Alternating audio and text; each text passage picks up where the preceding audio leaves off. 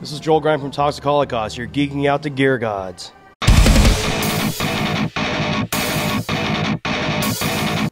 It's been crazy. I've been doing a lot of like underground, like metal, like just like really kind of lo-fi, kind of awesome, like old school metal, like the stuff that I grew up listening to, sort of like Celtic Frost, things like that. Like I just did this band called All Hell from. I think they're from North Carolina, and they're really, really sick. The record turned out really good. I mixed that. I mastered that one too, and yeah, just been really busy, man. It's been all fragmented with like touring in between, and it's crazy. Like we just got back from Europe, and literally like for 2 weeks straight, I had one day off in that whole 2 weeks, and then we came back out on this tour. So just been really busy. Lots of mastering, lots of mixing. And surprisingly though, not a whole lot of recording. Like it's been a lot of like online bands sending me tracks online. Yeah. So, which is sort of different for you, right? Because I know you kind of started out doing mostly mixing or mostly recording. So yeah. So yeah, it's like totally the opposite of what it started out like. Yeah. It was like I was working at Audio Siege and working in the studio and just basically doing mostly recording and mixing the stuff that I recorded. But now the whole kind of, I don't know if my name got out there more to like more internationally, and like bands realize that they can just send me tracks that they record at home and I can mix them and things like that. But for some reason that's what it's mostly been. But I kind of like it, man. It's kind of a challenge because some of the stuff is like surprisingly good for like I didn't know how to record that well at home, back in the day.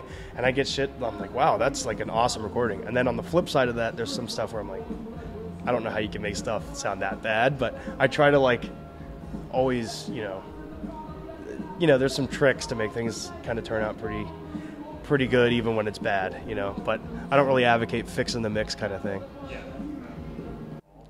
It was awesome. I mean, the whole thing that kickstarted me into this whole recording, mixing stuff. I was living in Los Angeles for a year, and I was working at Century Media Records, and I wasn't super into working at a label.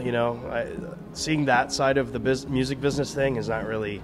It's kind of a dark, dark thing to see how it actually is run. So, for me, I was like kind of like a little bit like.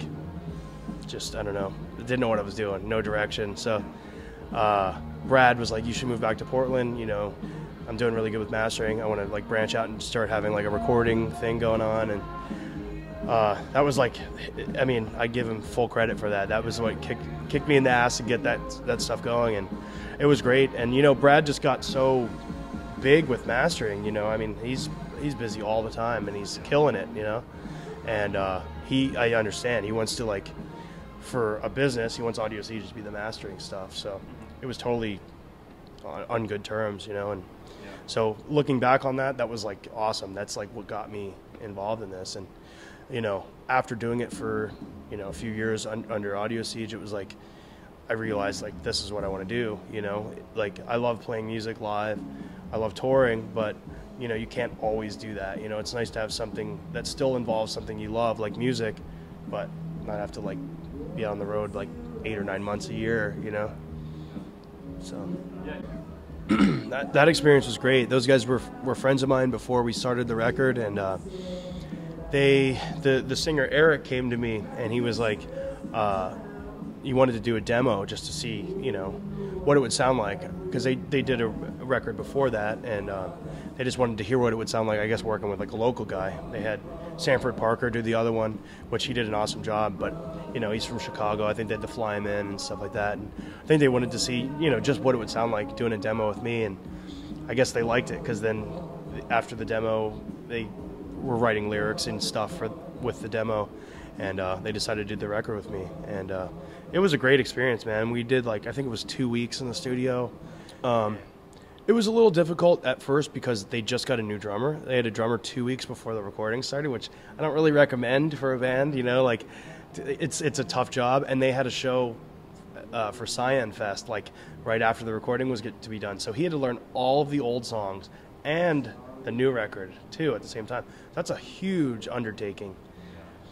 And but he did a great job. You know, it's like it took. I was getting a little worried because we were a little bit off schedule because I had, you know, when a band wants to come in and they want to do a full record with me, I kind of figure out, you know, 3-4 days for drums, like this kind of stuff. And we went a little bit over that schedule, so we did like do some makeup time, like where we were like working a little bit longer hours to get things done, but it turned out great, man. You know, sometimes that pressure is what makes a good record, you know, like working in a little bit under pressure. Those guys were fun to work with. Like, yeah, we're traveling in the van with them now, and we all get along really well, and it was just a good atmosphere in the studio. It is, yeah. I mean, like all the Toxic records take about a week, so like, it's like one afternoon for. Yeah, I mean, I've done bands where we did like an EP in like a day, you know, like mixing too, and that's that's balls to the wall though. I wouldn't recommend that, you know, but you can do it. But it was a luxury. It was cool. We got some time to like mess around with like different guitar tones, which, you know, I love recording drums. I love recording bass, but I'm a guitar player, so I like messing around with like different pedals, different amps, cabinets, you know, different mics and stuff. So that's like, so we got time to do that, and I think it turned out really cool because of that. Is there any like guitar like stuff that you're really hot on right now? You know, like any pedals that are. Oh, just gear wise. Yeah. Man, I'm trying to think. I've been really, really digging. There's this thing called I'm not a, like, for Toxic stuff, I'm not a big like reverb guy or anything. I don't use reverb on the guitars, but there's, I mean, for the vocals now, a lot of reverb for that. But for guitar, it's usually pretty dry. But this Strymon Blue Sky pedal, this reverb pedal, really pricey, but man, that is like the best reverb I've heard. Like you could probably use that as like an insert like in a studio. It's like that awesome sounding. It just sounds really good. It's kind of like almost like an Eventide kind of like real spacious kind of reverb, and really been liking that a lot. Always, you know, one of my favorites is the Super Fuzz pedal, the old school fuzz pedal. That's like one of my favorites. I just like that kind of octavey fuzz thing. All kinds of stuff, man. Like there's this company called Hallmark that makes these like Mosrite guitars that I don't have one, but I've been like looking at, and I kind of want to get one. Like not probably for Toxic, but just to have, because it's just a cool looking guitar. Hallmark, the car company you're talking about. Yeah. Well, it's not. It's the same name, but it's not the. Their new division. Yeah, totally. Yeah. It's like I was doing freelance stuff at Audio Stage. It's like this really old studio that's been around since the early '80s called Falcon, and that's, I think, what everyone got confused with me. You know, like quote unquote leaving Audio Siege. It was more of like a name change, because I mean, Brad still masters a lot of my stuff too. It's like, it's kind of, in a way, it's smoke and mirrors in a way, you know. But yeah, it's the same studio I'm working out of, but yeah, it's a really legendary studio. Like a lot of the early Poison Idea records, a lot of early punk stuff was recorded at the studio. Like what was it? Feel the Darkness and Kings of Punk were recorded at Falcon, same studio we recorded the new Poison Idea record. It's crazy. Yeah. Like just legendary stuff. So you still like getting coffee with Brad and stuff? Oh yeah, I talked to him. I talked to him a lot. He's in the same complex. Remember I talked to him? Yeah, he, like, it's literally like right across the hall. Yeah. It's like he has this like room, like there's like Studio A, which is like where I do most of the drums. It's big. Then there's like Studio C, I guess it is, and that's like where I do a lot of guitars, like overdubs, vocals. And then Brad's room is like right across the hall from those two. Yeah. It's like this kind of like just like this old brick building in southeast Portland.